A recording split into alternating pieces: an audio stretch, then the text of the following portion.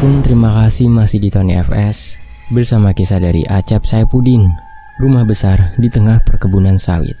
Sebuah cerita mengenai suatu keluarga yang diusir dari desa karena dugaan persekutuan salah satu anggotanya dengan iblis. Ini dia selengkapnya di Tony FS. Di suatu pagi menjelang siang, di jalanan desa itu terlihat beberapa orang warga sedang berjalan terburu-buru menuju ke arah selatan. Terkadang para warga tersebut menemui warga lain yang ditemuinya, kemudian membicarakan sesuatu yang tampaknya penting sekali. "Ayo kita labrak!" Begitu kata-kata yang terdengar dari warga yang menemui warga lain yang ditemuinya. Siapa sebenarnya yang akan mereka labrak? Jumlah mereka semakin banyak saja, mulai dari bapak-bapak, ibu-ibu, bahkan para lansia. Mereka bersama menuju ke arah selatan. Rombongan warga tersebut baru berhenti tepat di depan sebuah rumah mewah bertingkat 2 bercat putih lengkap dengan tembok tinggi. Rumah tersebut sangat terlihat kontras jika dibandingkan rumah-rumah warga lainnya yang hanya berupa rumah panggung maupun rumah setengah badan. "Pak Rahman, buar sini! Keluar kalian dan tinggalkan desa ini! Dasar penyembah setan!" teriak salah seorang warga yang berada di posisi paling depan. "Betul! Kalian telah membuat desa ini dihujani malapetaka. Itu karena kalian menjadi kaya dengan cara menyembah setan. Harta kalian telah membuat banyak nyawa warga desa ini melayang. Para setan membunuh banyak warga desa karena kalian!" teriak yang lainnya dengan lantang. "Usir! Usir! Usir!" sahut yang lain dengan lantang sambil mengacung-acungkan tangannya yang menggenggam senjata maupun sekedar pentungan kayu. Sementara di dalam rumah, para penghuni terlihat sangat panik. Mereka tidak berani untuk menghadapi para warga yang sedang kalap tersebut. "Pak, temui mereka dong. Tenangin mereka. Bilang saja kita tidak bersalah, Pak," ujar ibu rumah tersebut, yaitu Bu Arsini. Pak Rahman menggeleng. "Mereka marah bukan tanpa alasan, Mah. Mama sudah keterlaluan karena berani melakukan persekutuan dengan setan. Sekarang lihat kan akibatnya," katanya dengan tajam. "Lu kok malah jadi nyalahin Mama? Ini semua juga gara-gara Papa yang tidak mampu memberikan rumah mewah dan mobil untuk Mama dan anak-anak. Kalau Papa bisa memberikan semua apa yang Mama mau, tentu Mama tidak akan meminta tolong pada Wawagor," sentak Bu Arsini tidak kalah sengit. Pak Rahman mengusap wajah. Ia merasa frustasi. "Mama mikirnya harta melulu, harta melulu. Sebelum ini juga kita kan sudah hidup berkecukupan. Mama saja yang tidak tahu bersyukur," balasnya sambil menengok ke arah pintu menuju tangga turun. Pak Rahman dan Bu Arsini ribut di lantai 2. Sambil menengok ke arah pintu menuju tangga turun yang sengaja ia kunci pintunya, Bu Arsini semakin naik darah setelah mendengar Pak Rahman membalas kata-katanya dengan nada seolah sedang memojokkannya. "Bersyukur? Apa itu? Bersyukur apa tidak mau berusaha? Papa ini memang bisanya menceramai macam orang suci saja. Anak istri ingin rumah mewah, mobil mewah, tidak terpenuhi. Itu namanya suami tidak becus, suami tidak bertanggung jawab," balas Bu Arsini semakin memanas. Pak Rahman menepuk jidat. Ia memang tidak pernah menang jika beradu omongan dengan istrinya tersebut. Apalagi ia sadar diri jika rumah mewah serta mobil-mobil yang terparkir di halaman adalah hasil jerih payah istrinya, yakni hasil mengabdi kepada setan. "Hei Pak Rahman, keluarlah, atau kami akan mengobrak-abrik rumahmu!" Terdengar lagi teriakan warga dari luar rumah, diiringi suara riuh warga lainnya. "Pak Rahman, cepat keluar. Ini saya Samsudin, jangan khawatir." Terdengar suara seseorang yang intonasinya lebih santai, pertanda datang dengan damai. "Pak Rahman tidak perlu takut. Saya akan memediasi antara warga dengan bapak dan keluarga. Tidak akan ada tindak kekerasan. Saya pastikan itu, Pak," lanjut laki-laki yang mengenakan seragam PNS itu. "Pak Kades," gumam Pak Rahman saat mengetahui siapa orang tersebut. Sementara Bu Arsini segera meminta suaminya turun menemui Pak Samsudin, kepala desa tersebut. "Cepat temui Pak Kades, Pak. Dia pasti akan menolong kita dan mengusir para warga," kata Bu Arsini. Tanpa menyahut, Pak Rahman keluar dari ruangan itu. Tentunya ia terlebih dahulu membuka kunci pintu sebelum keluar. Saat menuju tangga, anak-anak berhamburan ke arahnya. Dua gadis berusia 15 dan 10 tahun mencegat bapaknya sembari berkata-kata dengan panik. "Papa, mereka sedang apa di luar? Kenapa berteriak-teriak memanggil bapak dan ibu? Indira dengar mereka juga mengusir kita dari desa," tanya Indira, putri tertua Pak Rahman dan Bu Arsini. "Papa, Rena takut kalau kita benar-benar diusir sama mereka. Kenapa mereka jahat sekali, Pak?" Putri kedua Pak Rahman pun turut bicara. Pak Rahman tampak gelagapan saat diberondong pertanyaan oleh dua putrinya. Ia bingung harus menjawab apa. Pak Rahman mendengar tangisan putri ketiganya di kamar, di lantai bawah. "Kakak sama adik, tolong tenangin dulu dedeknya ya. Ibu kalian sebentar lagi turun kok. Nanti papa jelasin apa yang sebenarnya terjadi," lanjutnya seraya melanjutkan langkah menuju tangga turun. Indira dan Rana hanya bisa manyun karena ayahnya tidak menjawab pertanyaan mereka. Keduanya pun ikut turun, sementara Pak Rahman pergi keluar. Indira dan Rana menuju kamar di mana adik mereka berdua yang masih berusia di bawah setahun berada. "Dede Mira, diam ya. Kakak akan seduhkan susu dulu ya," ujar Indira, kemudian berlalu meninggalkan Rana yang sedang berusaha menenangkan adiknya, yaitu Mira. Tak lama Bu Arsini muncul dengan mimik wajah yang sangat tidak bersahabat. Tampaknya ia sedang frustasi.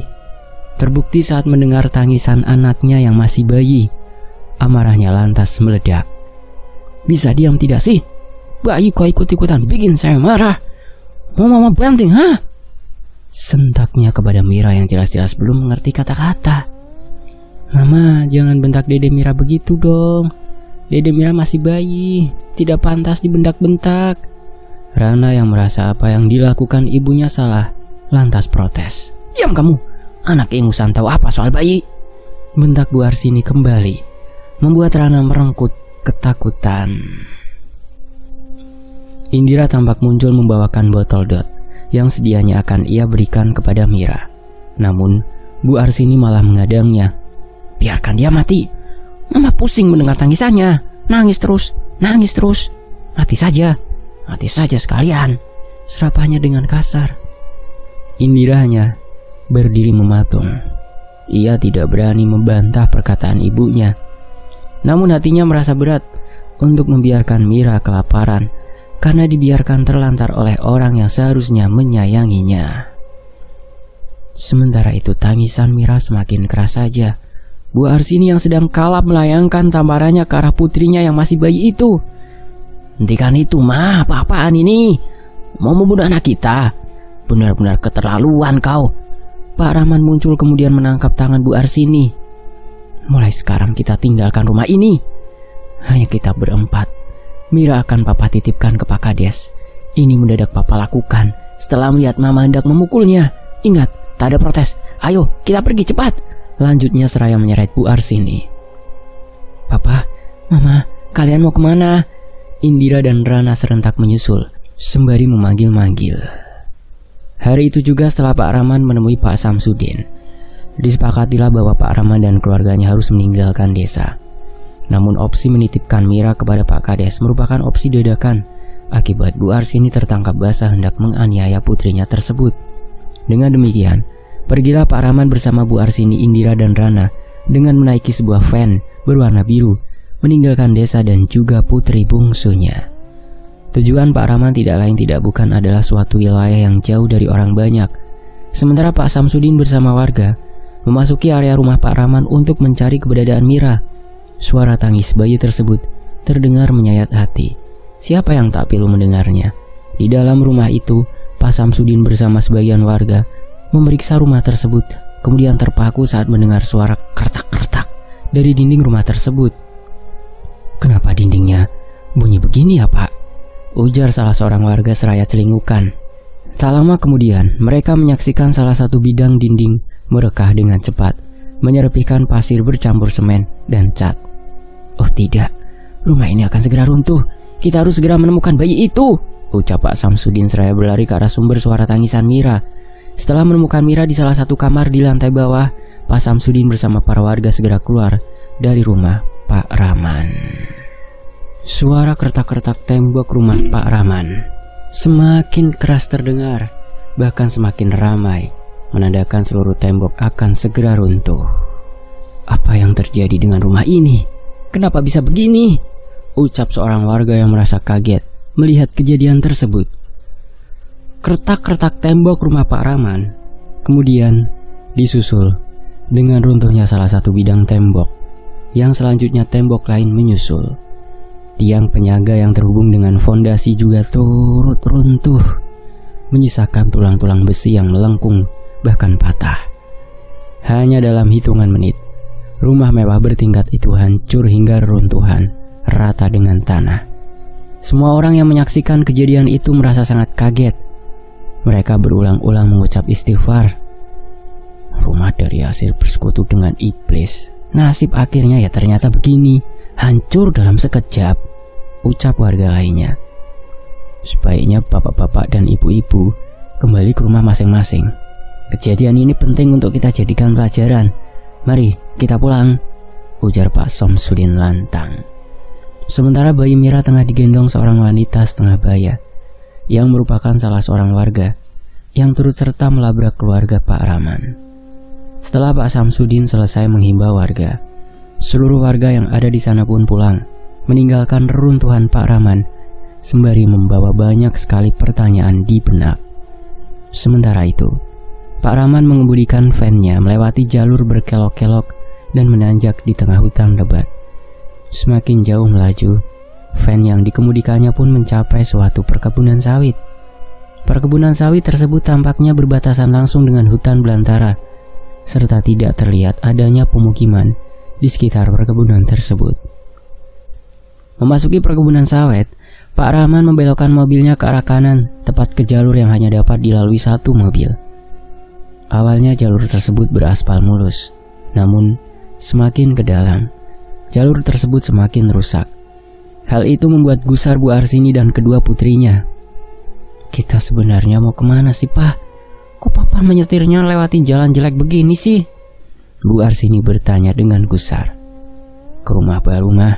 Sesampainya di sana Papa akan menceritakan semuanya kepada Mama, juga kakak dan adik, tukas Pak Rahman tanpa mengalihkan perhatian dari jalur yang akan dilewatinya. Rumah baru? Di tengah perkebunan sawit? Bu Arsini penasaran. Nanti Mama akan tahu setelah sampai di sana. Kita baru setengah jalan, mungkin maghrib kita baru sampai, tukas Pak Rahman, membuat Bu Arsini, Indira dan Rana terkesiap. Berarti jauh banget dong, Pak. Bagaimana kalau bensinnya tidak cukup? Indira berkata dengan nada khawatir. Tenang saja, kakak tidak perlu khawatir. Kita tidak akan kehabisan bensin sampai tiba di sana, tukas Pak Rahman yakin. Pak, Rana jadi kepikiran Mira. Kasihan dia, kita tinggalkan sendirian di rumah, kata Rana membuat Pak Rahman mengurut dada. Perasaannya sepertinya diaduk-aduk. Ia merasa menyesal karena memutuskan untuk meninggalkan Mira di desa dan menitipkannya pada orang lain. Meski demikian, ia yakin bahwa itu harus dilakukannya demi keselamatan putri bungsunya tersebut. Entah karena apa ia berfirasat jika mengungsi ke rumah di area terpencil yang saat ini sedang ditujunya akan menjadi akhir dari keluarganya. Namun ia memilih tidak mempercayai firasat itu. Baginya yang terpenting adalah menjauhkan istrinya dari keramaian agar tidak ada lagi korban berjatuhan. Meskipun nyawanya, bahkan kedua putrinya menjadi taruhannya. Awas, Pak! Teriak Indira dan Rana membuat lamunan Pak Rahman buyar. Ia tersentak kaget, lantas menginjak pedal rem. Ia melotot ke arah depan mobil, di mana terdapat sebuah cekungan berdiameter 3 meter berisi kubangan berlumpur. Hal yang membuat Pak Rahman melotot adalah dengan adanya seonggok tulang belulang manusia dalam kondisi terikat di sebatang pohon mati di pinggir cekungan itu. Astaga, Papa salah jalan. Seharusnya kita tidak kemari. Papa akan memutar balik, seharusnya tadi belok ke kanan, kata Pak Rahman, setengah bergumam seraya memundurkan mobilnya untuk memutar balik. Selanjutnya, mobil pun meninggalkan cekungan berisi lumpur itu. Memangnya tadi itu tempat apaan sih, Pak? Kok ada kerangka seperti yang ada di ruang lab sekolah Rana? Tanya Rana merasa penasaran. Pak Rawan menghela nafas. Itu hanya bekas anak-anak bermain, adik. Kerangka itu juga memang asalnya dari lab sekolahan yang dibawa ke sana. Tugasnya berbohong. Buat apa anak-anak membawa kerangka itu ke sana, Pak? Seperti tidak ada mainan lain saja, kata Rana kembali bertanya. Rana, kamu sebaiknya diam ya. Jangan banyak bicara. Kamu harusnya tahu kita sedang berada di mana. Sentak Bu Arsini membuat Rana merungkut ketakutan. Tidak perlu kasar begitu sama Rana, mah. Rana masih muda, ingin banyak tahu. Timbal Pak Rahman membela putri keduanya itu. Banyak yang ingin tahu boleh, tapi harus tahu tempat dong. Bu Arsini mengelak. Kau memang bukan pengayom yang baik buat anak-anak, ucap Pak Rahman sembari fokus menyetir. Benar apa yang telah dikatakan Pak Rahman. Saat maghrib tiba, mereka pun tiba di depan sebuah rumah tua yang cukup besar. Rumah tersebut bergaya Eropa, lengkap dengan ornamen-ornamen khasnya. Rumah itu bercat kuning pucat dan telah pudar, serta beberapa bagian telah berlumut. Rumah ini tidak seutuhnya dikelilingi pepohonan sawit. Ada beberapa batang pohon yang tidak terlalu tinggi di sekitar rumah tersebut. Jalan yang hanya memuat satu mobil di depan rumah sangat rusak. Jika dilihat-lihat, awalnya jalan tersebut dulunya hanya di batu saja, kemudian rusak seiring waktu berjalan. Ditambah dulunya sering dilewati kendaraan pengangkut sawit. Pak Rahman dan keluarganya pun keluar dari mobil, kemudian mengamati rumah tersebut dengan perasaan gelisah, bahkan takut. Itu karena aura rumah tersebut terlihat sangat tidak bersahabat. Kita akan tinggal di sini, tanya Bu Arsini dengan gusar. Sejauh ini, rumah inilah yang cocok untuk kita tempati. Setidaknya kita bisa menjauhkan diri dari keramaian, supaya tidak ada lagi korban berikutnya yang jatuh. Pak Rahman melangkah mendekati pintu depan rumah, yang hanya berupa satu daun pintu dengan handle yang telah berkarat. Ia merogoh sakunya, mengeluarkan sebuah anak kunci. Selanjutnya ia membuka pintu tersebut dengan anak kunci itu. Pah, Indira jadi merasa ngeri begini. Rumah ini sangat menakutkan, Pah, kata Indira sambil menatap ngeri ke arah rumah yang akan ditempati keluarganya itu. Jangan protes, Indira. Kita harus tinggal di sini daripada diusir orang-orang keparat itu, herdik Bu Arsini. Segera setelah kuisi rumah ini, aku akan menghabisi mereka semua yang telah membuat keluargaku terusir, termasuk kades keparat itu, ucapnya perlahan hingga tidak terdengar oleh yang lain. Pak Rahman tampak memasuki rumah kemudian memeriksa seisinya. Ia melihat ke arah lampu gantung di atas ruang tamu. Pasti ada semacam genset di rumah ini. Aku harus menyalakannya agar rumah ini tidak gelap gulita, gumamnya seraya menyorotkan senternya ke seluruh penjuru ruangan. Sementara Bu Arsini, Indira dan Rana tampak mengikuti Pak Rahman. Mereka bertiga kemudian duduk di sofa yang telah berdebu karena sudah lama tidak digunakan. Apalagi sofa tersebut telah berada di dalam rumah itu dalam waktu yang cukup lama. Indira yang tidak menyusul ibu dan adiknya duduk, tampak berdiri sambil memperhatikan sekeliling sambil menyorotkan lampu senter ke setiap penjuru ruangan. Rambut Indira mendadak berkibar, seolah sedang tertiup angin. Padahal pintu rumah telah ditutup serta tidak ada angin yang berhembus saat itu. Suasana sunyi pun begitu kerasa karenanya. Indira terkejut kemudian dengan cepat menghampiri ibu dan adiknya. Bu, rumah ini sangat aneh. Tadi seperti ada yang sedang meniupi telinga Indira. Indira menatap ibunya dengan raut wajah panik. Kamu jangan mengada-ada. Dasar penakut. Tidak ada yang aneh dengan rumah ini, sergah Bu Arsini sewot. Bu, Rana takut. Kenapa perasaan Rana seperti ada sesuatu yang memperhatikan kita? Kali ini Rana yang merasa ketakutan. Gadis itu merasakan seperti ada seseorang di belakangnya, bersiap hendak menyentuh bahunya dengan dua tangan yang berjari keriting serta menghitam legam. Beberapa lama kemudian Bu Arsini memarahi Rana karena jeritanya. Penakut banget sih jadi orang. Memangnya kau pikir kau tidak akan mati? Apa sih yang kau takutkan? Serapah Bu Arsini. Pak Rahman yang mendengar keributan tidak melanjutkan langkahnya menuju pintu belakang yang mengarah langsung ke halaman belakang. Ia berbalik menuju ruang tamu di mana Bu Arsini dan anak-anak berada. Ada apa sih, kenapa ribut-ribut? Seru Pak Rahman dengan gusar. Saat Pak Rahman menjauhi pintu tersebut, tampak siluet makhluk berambut gondrong menjuntai hingga ke kaki, melotot ke arah depan. Setelah mengatasi keributan di ruang tamu, Pak Rahman pun mengantar istri dan kedua putrinya ke kamar masing-masing. Pak Rahman memilih untuk mengisi kamar-kamar di lantai 2 ketimbang lantai bawah. Alasannya, lantai bawah lebih terasa mencekamnya daripada lantai atas. Hingga tengah malam tiba. Di saat semua orang sudah terlelap di kamar masing-masing, pintu kamar di mana Bu Arsini bertempat tampak terbuka dengan pengisinya sudah tidak ada di sana. Rupanya Bu Arsini tengah berjalan menuju suatu pintu yang terletak di dalam lorong tidak jauh dari pintu belakang. Mumpung mereka masih tidur, aku akan menghubungi Wawagor. Aku tidak akan bisa tidur sebelum kupastikan para warga biadab keparat dan kepala desanya itu mati mengenaskan. Rutuknya seraya membuka pintu tersebut dengan sebuah anak kunci yang entah ia dapatkan dari mana. Bu Arsini memasuki ruangan yang berada di balik pintu tersebut. Selanjutnya, ia melangkah hingga kemudian ia terperanjat karena hampir terjatuh. Rupanya, bidang lantai di belakang pintu adalah anak tangga yang menuju ke bawah, di mana terdapat sebuah ruangan rahasia bawah tanah. Bu Arsini lantas merogoh sakunya, di mana senter kecil ia simpan. Ia kemudian mengambil senter itu dan menyalakannya.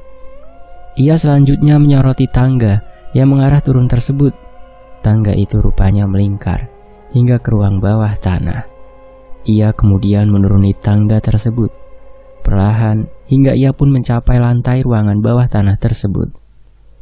Di sana, Bu Arsini melihat semacam kolam berbentuk bundar dengan sebatang tiang gantungan, yakni tiang yang digunakan untuk menghukum gantung. Di salah satu tepiannya, ketika diperhatikan, rupanya kolam tersebut bukan berisi air, melainkan lumpur yang amat pekat. Bu Arsini kemudian duduk bersila, tidak jauh dari tepian kolam lumpur tersebut. Selanjutnya ia mengeluarkan sebuah kotak kayu kecil berukir dari balik bajunya. Dibukanya kotak tersebut, kemudian dikeluarkannya bungkusan kecil dari kain serta beberapa lembaran kulit hewan yang diawetkan dan dikeringkan serta diberi tulisan-tulisan tinta emas dan memiliki semacam simbol yang sangat dikenal di dunia okultis. Bu Arsini membuka bungkusan kecil yang ternyata berisi gumpalan seperti daun kering. Ia kemudian menyomot sedikit gumpalan daun kering itu dan menaruhnya di atas mangkuk kecil di hadapannya. Selanjutnya ia membakar gumpalan kecil daun kering tersebut dan menghisap asapnya hingga ia terlihat teler seperti sedang mabok. Dalam keadaan teler, ia mengambil lembaran kulit hewan, kemudian membentangkannya sembari berucap perlahan, "Wawagor, datanglah. Aku membutuhkan bantuanmu. Aku ingin kau balaskan sakit hatiku pada orang-orang yang telah mengusir keluargaku. Bunuh mereka, dan jangan ada yang tersisa." Begitulah kata-kata yang diucapkannya. Setelah berkata demikian, Bu Arsini membanting lembaran-lembaran kulit hewan, kemudian memungutnya. Keadaan terasa mencekam. Gelapnya ruangan bawah tanah tidak mampu menyembunyikan kehadiran suatu sosok negatif yang disebut Wawagor. Wawagor berwujud seperti manusia, namun berukuran raksasa seperti memiliki sepasang tanduk, seperti tanduk domba di kepalanya yang ditumbuhi rambut gelap yang panjang berumbai-rumbai. Makhluk tersebut menatap buas ke arah Bu Arsini, kemudian berucap, "Aku akan mengabulkan permohonanmu, tapi dengan syarat nyawa seluruh anggota keluargamu menjadi milikku. Kau tidak bisa menolak karena kau sudah terlanjur memohon." Bu Arsini terkesiap mendengar kata-kata Wawagor. Namun karena tekadnya sudah bulat, maka ia menyanggupi syarat yang diminta Wawagor. "Ambil saja nyawa mereka semua. Saya tidak butuh mereka. Saya hanya butuh kekayaan dan kejayaan." Bu Arsini sudah lepas kendali. Tampaknya ia sudah tidak mau lagi memikirkan nasib keluarganya. Padahal ia ingin membalas dendam demi keluarganya. Namun kesininya ia kok malah akan mengorbankan seluruh anggota keluarganya sendiri demi membalas sakit hati kepada warga desa yang mengusir ia dan keluarganya. Wawagor kemudian menghilang setelah Bu Arsini menyanggupi permintaannya. Hingga malam ketiga, kemudian di rumah besar tersebut, suatu peristiwa horor terjadi. Di tengah malam itu, Indira terbangun dari tidurnya karena merasa ingin buang air kecil. Namun karena takut pergi sendiri, ia pun membangunkan Rana. "Rana, bangun. Antar aku ke kamar mandi dong. Aku udah kebelet pengen pipis," ucap Indira sambil menggoyang-goyangkan tubuh Rana yang sedang tidur terlungkup pulas. Rana tidak bergeming. Ia malah merapatkan pelukannya ke bantal guling yang dipeluknya. "Rana, bangun. Antar aku ke kamar mandi. Bangun Rana, bangun." Indira memaksa adiknya tersebut bangun dengan semakin keras mengguncangkan tubuh adiknya itu. Rana sedikit membuka matanya. Ia menoleh dengan malas ke arah Indira. "Kenapa sih harus diantar segala? Benar kata mama, kakak memang penakut," ucap Rana dengan nada malas seraya kembali membenamkan wajahnya ke bantal. "Dasar adik tidak berguna. Awas aja kalau nanti kamu minta diantar ke kamar mandi, aku tidak akan mengantarmu," maki Indira seraya beranjak dengan jengkel.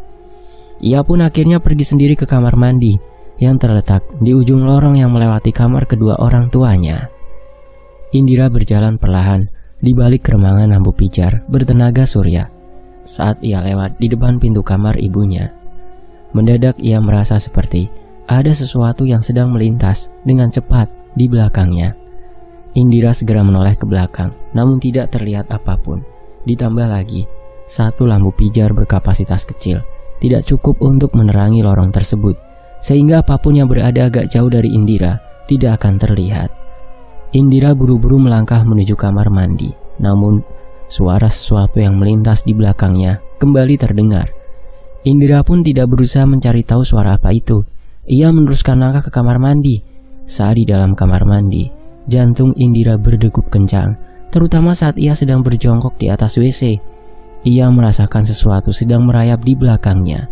Sesuatu yang besar seukuran manusia dewasa dalam posisi kepala di bawah merayap dari langit-langit, kemudian dinding, hingga mencapai posisi di mana Indira berada. Kep. Sebelah tangan makhluk tersebut menyambar ketiak Indira, kemudian mengangkatnya dan menyeretnya ke atas langit-langit. "Ah!" Suara jeritan Indira membahana, memecah sunyi. Pak Rahman yang tengah tertidur pulas lantas terbangun, kemudian berlari keluar kamar. "Indira!" teriaknya sembari berlari menuju kamar mandi. Pak Rahman tergopoh-gopoh mendatangi kamar mandi. Saat tiba di sana, ia celingukan mencari keberadaan Indira. Saat itu gelap karena lampu di kamar mandi dalam kondisi mati. Lama Pak Rahman celingukan sembari memanggil-manggil Indira. "Indira, kamu di mana, Nak?" Ia mengedarkan pandangannya ke sekeliling, namun tidak juga menemukan putri sulungnya itu. "Indira," ucapnya saat melihat siluet seseorang sedang berdiri di atas tembok pembatas toilet dengan kamar mandi. Saat ia mendekati siluet tersebut, mendadak sosok itu jatuh berdepung, kemudian terlungkup di lantai. "Indira! Indira!" Pak Rahman berteriak histeris saat melihat kondisi putri sulungnya yang telah tidak memiliki rupa lagi karena habis oleh luka-luka berat yang berdarah-darah di sekujur tubuhnya. Tentu saja putri sulungnya tersebut telah tidak bernyawa lagi. Pak Rahman hanya bisa menangis meratap di hadapan jasad putrinya itu. Ia juga berkali-kali memanggil istrinya dan putri keduanya, namun tidak ada jawaban. "Mama, adik, tolong kemarilah, lihat kakak," teriaknya. Di saat itu mendadak terdengar teriakan Rana. "Ah, tolong!" Pak Rahman lantas panik bukan kepalang saat kembali mendengar jeritan yang kali ini dari putri keduanya. "Rana!" Tanpa menghiraukan jasad Indira, Pak Rahman berlari ke arah kamar di mana suara jeritan Rana terdengar. Saat sampai di sana, Pak Rahman tidak menemukan putri keduanya itu. Ia justru menemukan jendela kamar dalam keadaan terbuka. Angin malam pun terasa berhembus kencang melalui jendela yang terbuka itu. Pak Rahman mengambil senter yang tergeletak di atas meja kecil dekat tempat tidur. Ia kemudian menyalakannya dan menyorotkannya keluar jendela. Tidak tampak apapun, hanya pepohonan yang terlihat serta gundukan tanah di bawah sana. Selanjutnya ia meninggalkan kamar tersebut untuk ke kamar yang ia dan istrinya tempati. "Mama, kamu di mana sih? Kamu tidak pernah dengar teriakan papa?" Pak Rahman memasuki kamar dan mendapati istrinya tidak berada di sana. Pak Rahman mengerang frustasi kemudian beranjak. "Arsini, di mana kamu? Jangan bilang kau mengorbankan anak kita demi tujuan busukmu." Pak Rahman berteriak-teriak sembari menuruni anak tangga. Kau lihat Indira sekarang sudah tiada. Rana juga menghilang. Aku pastikan itu gara-gara kau.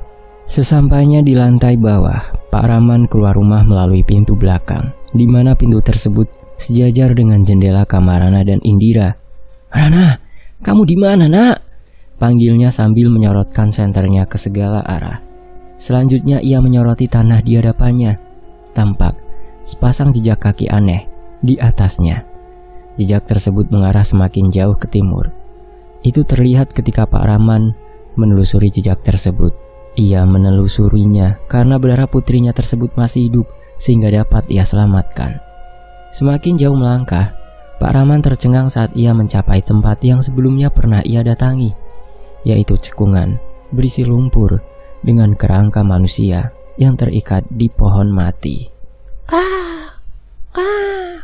Terdengar suara burung gagak yang membuat bulu kuduk merinding.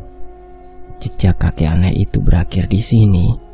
Gumamnya saat melihat jejak kaki berakhir di area sebelum cekungan itu, seolah-olah si pemilik jejak kaki memasuki cekungan berisi lumpur tersebut. Pak Rahman kemudian mengitari cekungan tersebut. Tidak ada jejak lain di sekitar tempat mengerikan itu.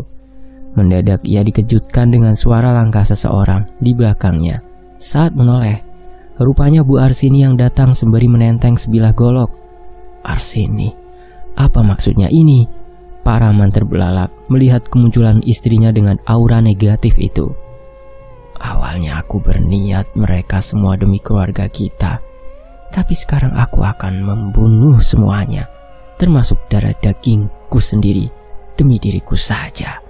Anak-anak kita semua telah mati. Sekarang giliranmu, Rahman.